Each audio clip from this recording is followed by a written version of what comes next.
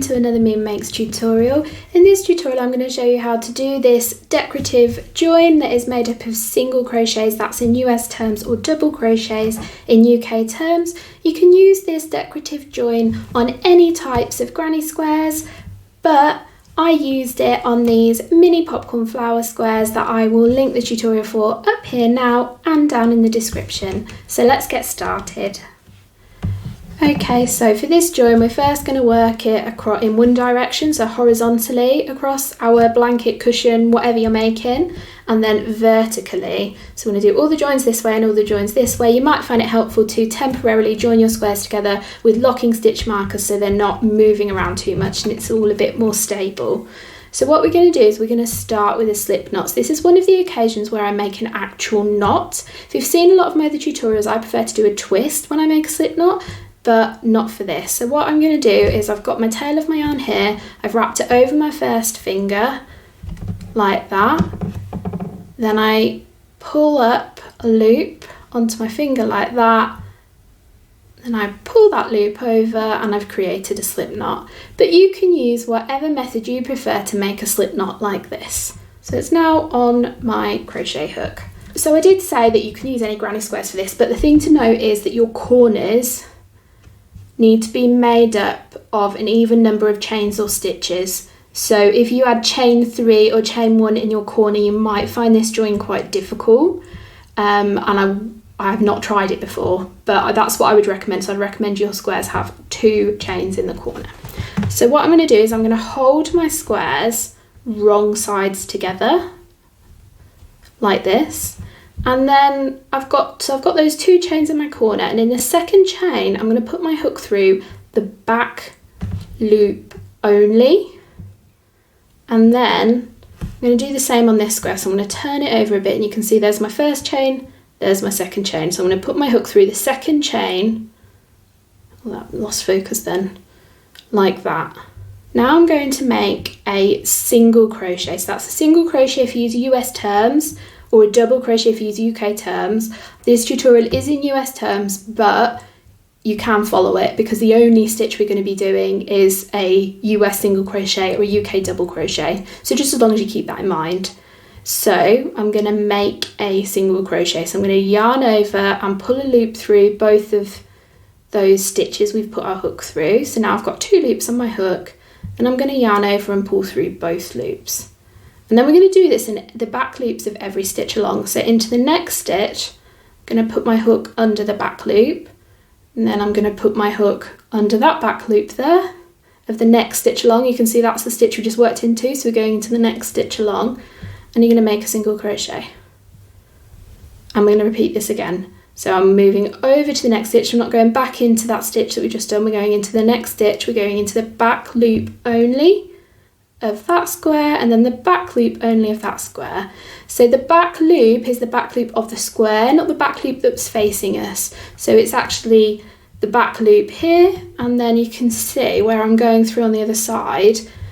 It could be confusing. This loop here you could see as the back loop, but it's actually this loop that we're going through. So we're going through sort of the second loop of the front square and the first loop of the back square, if that's a bit easier for you to remember. And then we're going to make another single crochet, and then into the next stitch we're going into the back loops only again, and we're making a single crochet,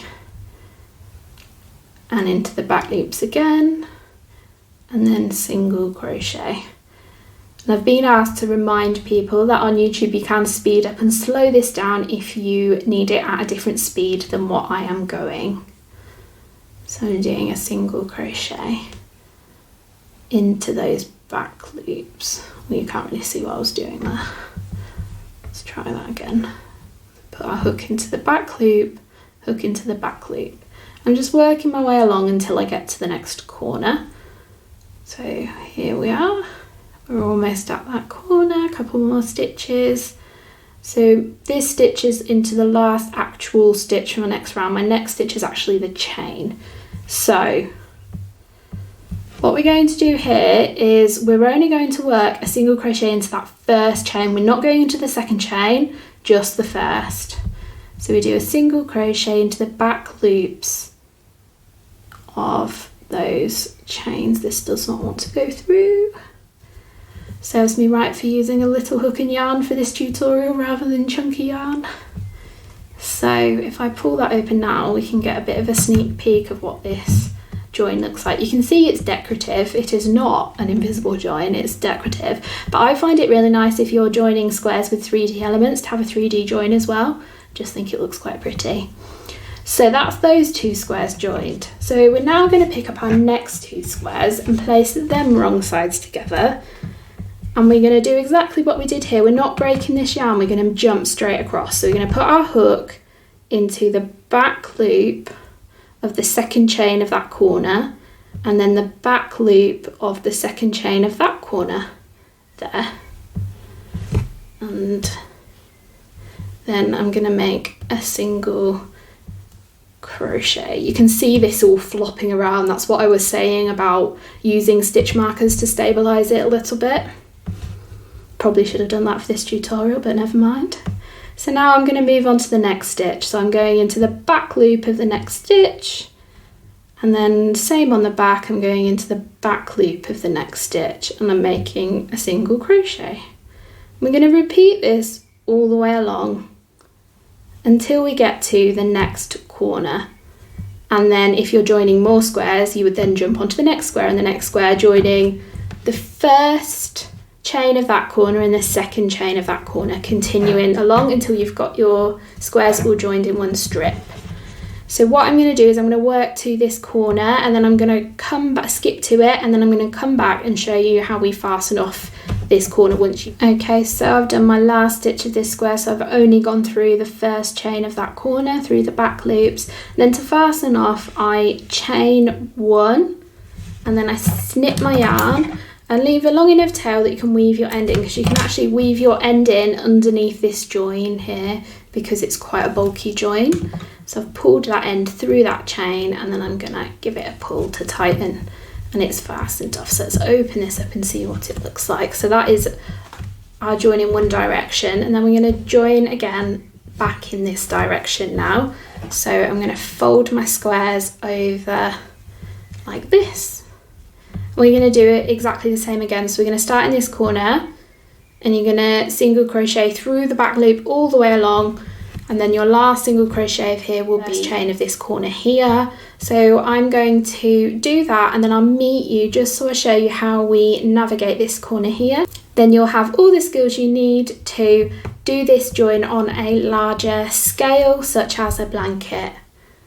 So here I am at this corner, so I'm going to do my last stitch of these two squares through the back loops of that first chain of the corner. So there's one back loop, and there's my other back loop, if my hook wants to go in there. And I'm going to do a single crochet.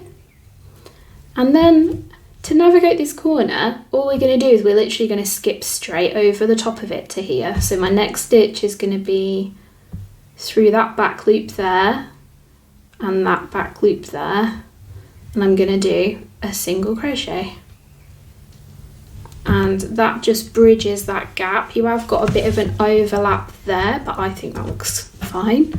And then you would just finish off just like we did on the other direction of the join. So I hope you've enjoyed this tutorial. If you have, please give it a like and subscribe so you can see more of my crochet tutorials. I've linked one on the screen now that you'll probably enjoy.